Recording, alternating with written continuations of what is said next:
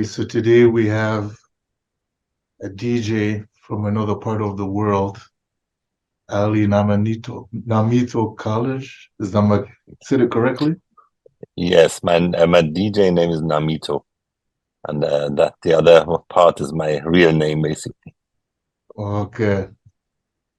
So can you tell us what the music scene is like in Berlin? Yeah, so Berlin is really famous for the electronic music. Basically, it's like the main hub worldwide. I would say we have like an insane amount of um, clubs Yeah. in Berlin, with all like, and it's basically 90% electronic music, and then maybe 10% of the other stuff. So very big focus on techno and house music. And it's Oh, been going on since like almost 40 years now. So well, so it's it's like a stronghold there with it right now. yes, it's like we have like some of the best clubs here in the world. Like some say the best club is Berghain, which is like the best techno club apparently. I don't really like it that much. Oh. It's too dark for me. Like it's Yeah. too heavy. But we have a really big variety of um, interesting clubs and concepts, and people really love it. And a lot of people come from all over the world to go Yeah. raving here. Okay. So what inspired you to get into the music business? Oh, when I started, it was not really a big business for me. It was just like when I started DJing, it's 30, 35 years ago. It was like it was more about me having wanting to play better music in the club I was hanging out, Yeah. and then it suddenly started to become like a thing to be a DJ. At least here, I think it was in North America already a bit more like um, of a like job to be a DJ, but Yeah. it wasn't really here. So and when then like soon after I started, the Berlin Wall came down, and Um, then all this techno movement started. So it went like really quick yeah. that it became like a career. And I started because I just wanted to have better music in the club. Well, that's a good reason. Yeah, Good yeah. I reason. was just bored because they would play every time the same set of tracks in the same order, Yeah. and so it was so predictable. It was so boring. And at first, I tried to convince them to play just at least a different order, Yeah.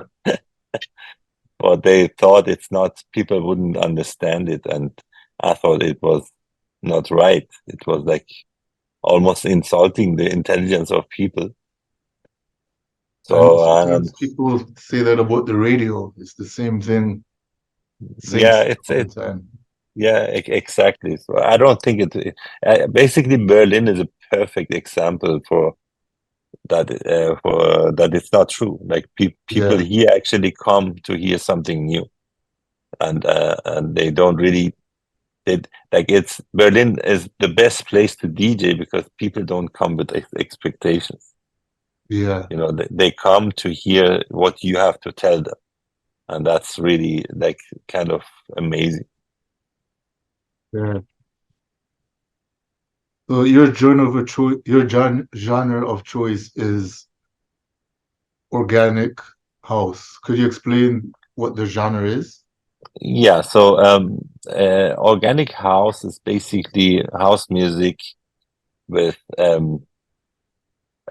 like parts from other not non-Western influences like Yeah. Oriental, or it can be African, or it can be South American influences on top of house music though.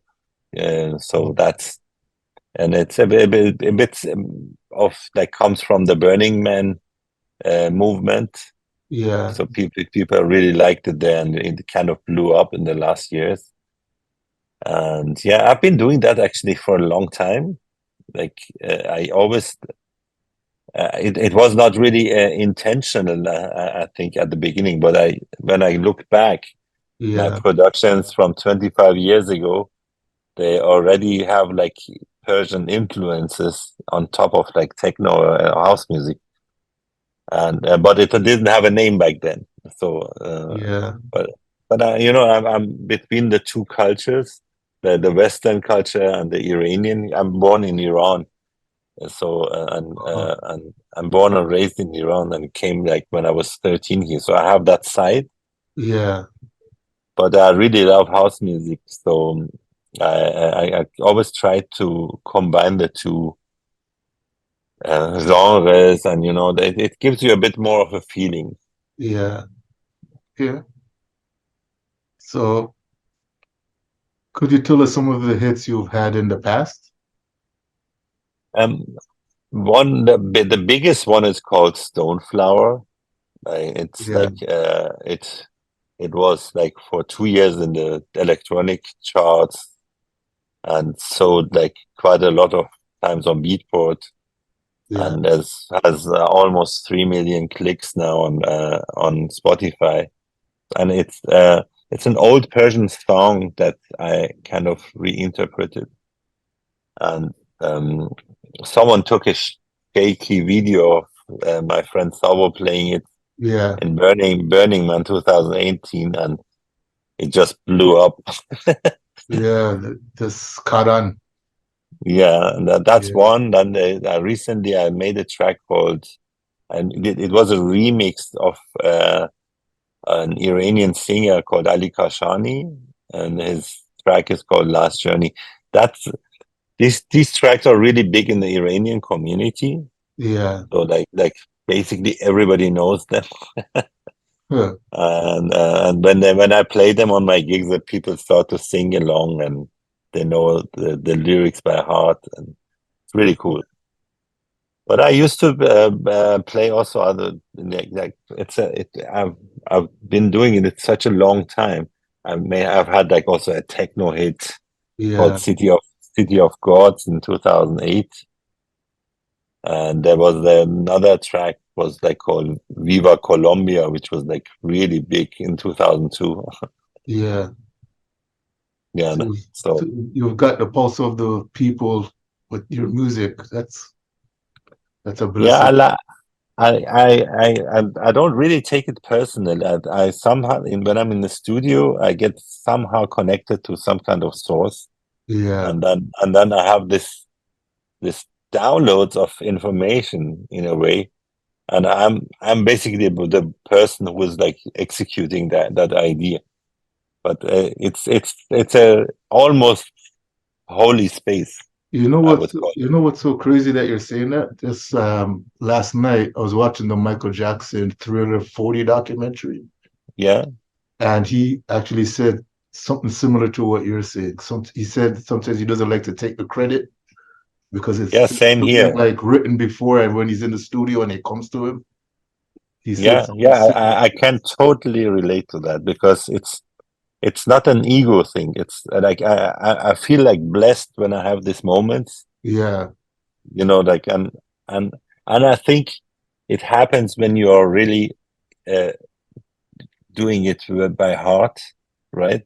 yeah, You know, if you really spend time in the studio as much as possible, then the more you do, the chances are higher that you have that, and it's very small, like amount of a few seconds or maybe a few yeah, minutes, but it's like I know then something is happening, yeah. You just and feel it. I just feel it, and I have it Yeah, also sometimes when I DJ. So then I get this tunnel vision, and yeah, it's actually everything is very loud, but I have this really peaceful space, and I know something is going on tonight. yeah, yeah. That's how it goes. It's vibrations. Yeah, yeah. It's You have a music label. Could you tell us how it was to launch and build it? excuse me again. I know you have a music label. Could you tell us the process of building that label?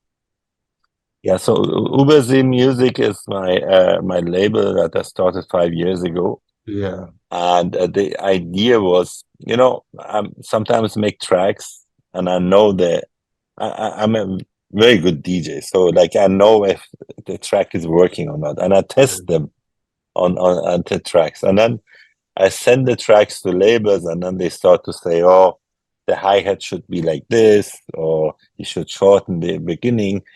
yeah, And I started my label actually just to avoid that, right?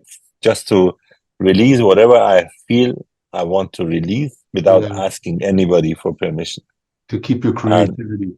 yeah, so like it's like it was my playground for the first 10, 15 releases. Yeah, And recently I opened it up to other artists like Ali Kashani and like so, but I'm very clear, I'm not a very it's not my main focus to run a label. yeah, It's just like a playground where I experiment, and there are definitely more professional labels out there that yeah, are more, like they have it more like business plan, and I don't have that. It's more like a gut feeling thing. yeah. Use it as a tool to Express myself, express basically. yourself. Yeah, Yeah. that makes sense. So you just said you've been in the music label business 5 years. What are you doing to commemorate the 5 year anniversary? What I did, I used to have other labels before, so I've been doing it back, Yeah, here and there, and I've released, obviously I'm like 25 years now that I'm releasing music, but the what I did, I created a compilation, 5 years compilation, and I had some friends adding some tracks like Jin Wyatt and Free Guys and DJ Felix from Iran, yeah, and yeah, and then two originals from my own tracks, and we released it on all the platforms to commemorate that. yeah. So how do you choose artists for your label? And how can artists contact you if they want to be a part of it? They can actually contact me on Instagram. That's for me the Yeah, most convenient, and send me a like direct link. Maybe say hello before, because some people just send you a link. yeah, That's no, not yeah, that's never good. No, but so they can come to Namito official on Instagram yeah, and send me a direct message. And I have to have, when I hear the track, something has to touch me. yeah, It cannot, so it's, and I don't care if they have like two followers on Instagram or 2 million. It just goes doesn't off make like, any. yeah, it just goes off what you hear. Yeah, I need to feel something special, and then yeah, so and then like also for remixes and stuff. Like if someone does a remix for me and it's unknown, I don't care. Like it's Yeah, as long I as it just need, sounds, as long as I feel like the vibe, then yeah, everything is fine. okay. So that's good for artists who like to stick on creativity and not might not have the marketing side down. So Yeah. that's a good look for them to contact you. Yeah, and it's I use this as distribution Proton radio, and Yeah, it's very transparent, so I don't have to, they get a contract, they get an login for the account, and I can see how many tracks they sold. It's I don't do the accounting, so uh, they can they get automatic payments if they sell anything, yeah. and if not, then they can go and check. They don't have to trust my Cool. Yeah, words, because I know that like a lot of labels just don't even do any statements, right? yeah. it's That just makes like sense. So there's also a DJ 35th anniversary tour going on. How has that been going? It's very good. We started in Berlin and then went to Budapest. Next stop is LA in New Year's Eve, and then we are going to Montreal, and then after that, I think it's Australia and then Asia, and then back to the US and Canada in March, Yeah. and then Okay. some more. I think Emirates and Middle East, a bit of Middle East, At least. and yeah. So you could So it's you could go to tour over there even while this stuff is going on with the war. there's yeah. I mean, I was born and raised in Iran, right? Yeah. I Oh, lived through 5 years of war, yeah. so I'm not a fear driven guy. So and there's nothing going on in Dubai, right? It's Yeah. closed. It's close enough, but I don't think anything will happen there because it's a very powerful financial hub, and nobody will dare to attack them. Not Yeah. really. And then Middle East. I used to go to Beirut to play a lot. I Yeah. wouldn't do that right now, probably. Yeah. That's too dangerous. But like Dubai and Oman and I don't know Turkey, that's all manageable. Yeah. Okay. So how do you see the future of the genre? Um, I personally believe that the in music there are always waves. So Yeah. there are styles are in and then at one point they fade away and something new comes. And I've always tried to keep myself updated Yeah. and not too specified in one genre. Yeah, I also I used to produce for 10 years Grandmaster Flash, so and like Oh I have yeah. yeah, and I have the ability to produce anything in the Yeah. in the. You just know music. I love making music. It's Yeah. not really. I do a lot of down tempo stuff that never sells, but I love it. Yeah. Right? It just comes out of my heart, and then I really like to do that. Also, it kind of calms me down, and it's like with music, it's what I really love about it is you can make a track like this track Last Journey I told you from Ali Kashani. We Yeah. released it 2 years ago, and it blew up this year. It's like it can always like 10 years later something might blow up. Yeah. No. It's the only thing is you have to make sure it's the quality is Yeah. high because sometimes you get overseen. There's like I think every week 20,000 tracks coming out. Yeah. Uh, So much more with, especially how it's easier now than before to make music too. exactly. Mm. So and then back in the days they spent like $500,000 to make an album, and then Yeah. I remember they would have like this album was 24 weeks number one because then nobody else could afford to make an album. That's true. That's true. And now it's like one day you have probably two Yeah. two number ones Because because that's it's what I so was much cheap. noticing when I was watching the Thriller documentary last night. The difference with the digital and the analog making the music. Yeah, it's like I have in my studio I have both, right? Yeah. I have a computer, but I have also outboard synthesizers because there's some sort of magic to them, like how you touch them, right? Yeah. You would never go with a mouse and touch five different knobs at the Yeah. same time. Yeah. But in there, you can just go a bit nuts, and then some this unheard sounds come out. So that's cool. But I really love also the digital uh, revolution that happens, Yeah. especially that.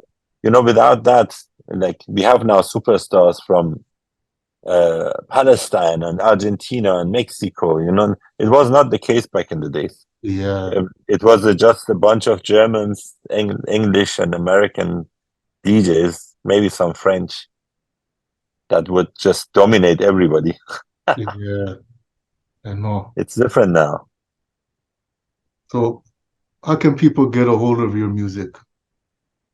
I'm on every platform on Spotify, SoundCloud, Apple Music, everywhere. So the distribution goes everywhere. Yeah, Just search for Namito and you'll find me. okay.